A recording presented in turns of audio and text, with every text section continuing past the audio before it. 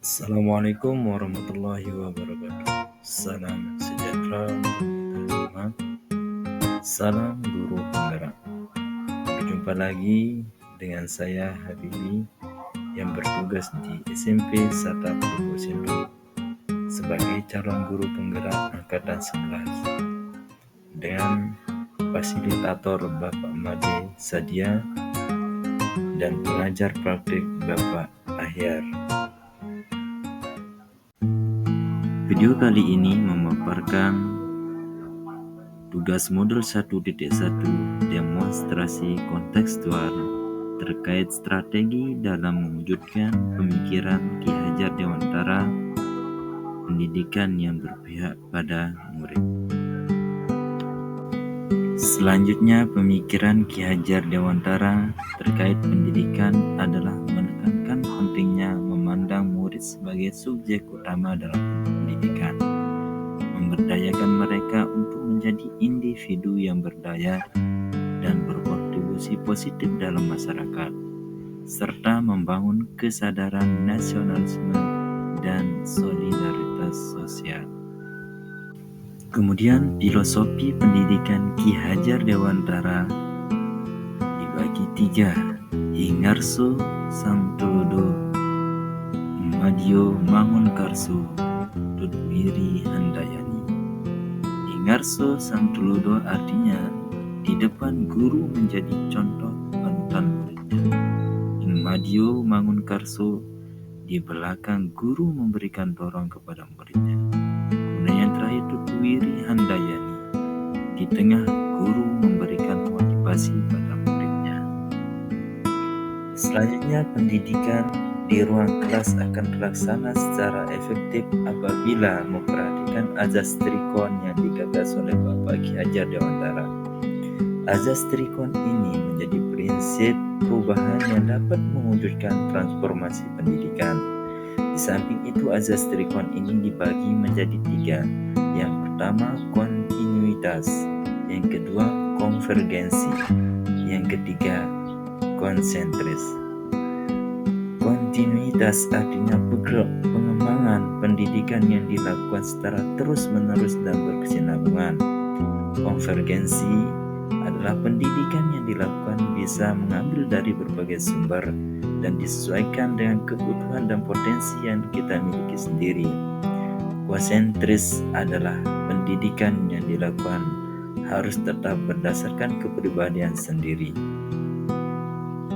Selanjutnya, menurut Bapak Ki Hajar Dewantara, pendidikan yang berpihak pada murid adalah pendidikan yang mengutamakan kepentingan, kebutuhan, dan potensi pada murid.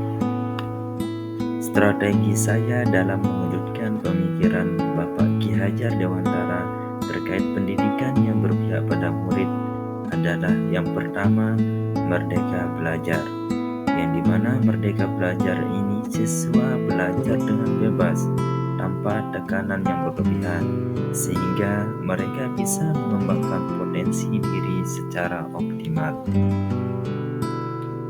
Yang kedua, tri pusat pendidikan, yang dimana kita harus melakukan kerjasama baik dengan lingkungan keluarga, lingkungan sekolah, dan lingkungan masyarakat.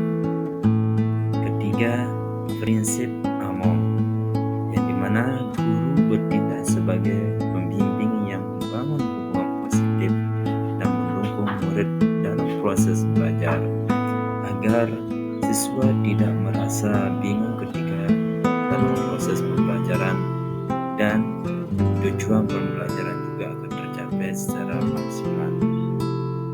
4. Pendidikan yang kontekstual.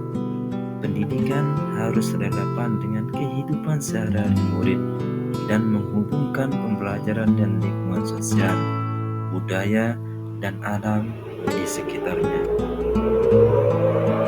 5. Pengembangan karakter dan kepribadian. Di sini pendidik tidak hanya fokus pada transfer pengetahuan, tetapi harus fokus pada pengembangan karakter dan kepribadian murid, seperti kegiatan imtak dan ekskul. 6. Pembelajaran aktif dan partisipatif. pembelajaran yang interaktif seperti diskusi, proyek, dan eksperimen membantu murid mengembangkan keterampilan berpikir kritis dan inovatif. Dan terakhir, ketujuh, keselarasan dengan alam.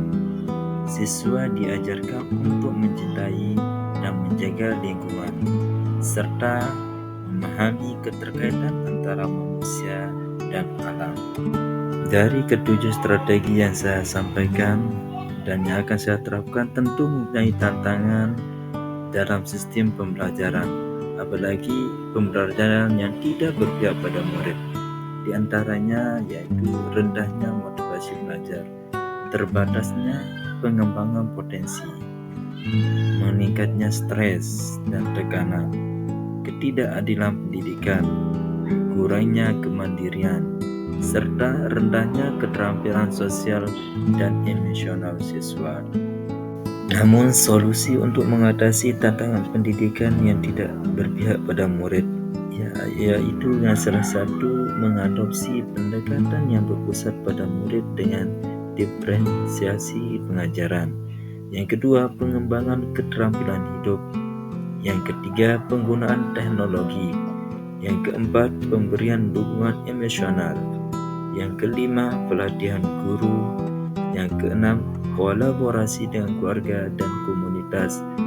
Yang keenam, evaluasi berkelanjutan. Jadi, output pendidikan yang berpihak pada murid menurut Bapak Ki Hajar Dewantara adalah dapat terwujud dan menciptakan lingkungan belajar yang mendukung perkembangan holistik dan potensi maksimal setiap murid. Oleh sebab itu, mari kita laksanakan sistem pendidikan kita ini dengan menggunakan pembelajaran yang berpihak pada murid agar tujuan pembelajaran kita sesuai dengan pemikiran Bapak Ki Hajar Dewantara. Sekian, terima kasih. Salam guru penggerak, tergerak, bergerak, menggerakkan. Assalamualaikum warahmatullahi wabarakatuh.